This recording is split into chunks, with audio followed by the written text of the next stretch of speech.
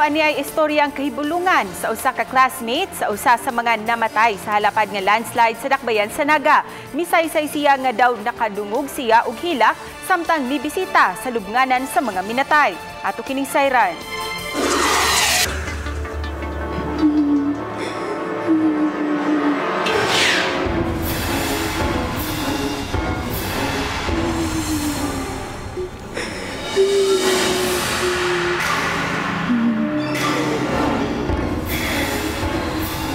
Ako day si Holy Grace Cabigas.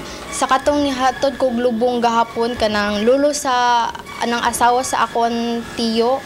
Anang gusto na kay kumuhapit diri ni Michael Versales. So nananghid ko sa akong kakuyog nga mo anhi ko diri while nakigtabi ko ni Tito.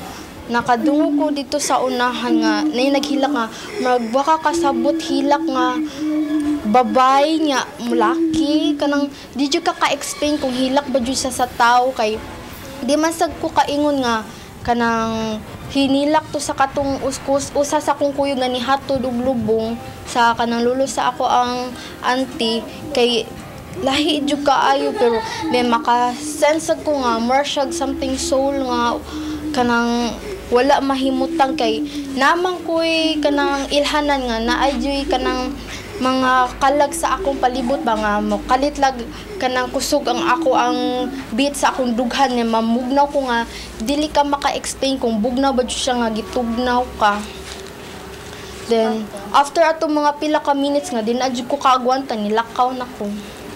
Kay mura jud siya kanang nagpaana nga gasubo ko, wa ko mahimutang.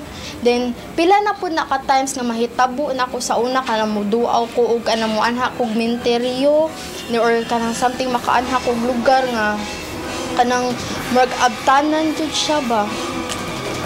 Ako dila po na ako sa tagdon pero kanag sa kung di na jud kanang mangurog ni ko kanang tabi-tabian ako sila nga please ayaw lang sa ko ni anong ayaw ko ninyo hilag di ayaw ko ninyo sunuri kay di na ko kaya ang kawan kay kung ako nervous mangurog manggod ko niya murag dili ko kalihok murag ang tanang kuan sa ako ang lawas di kalihok ba.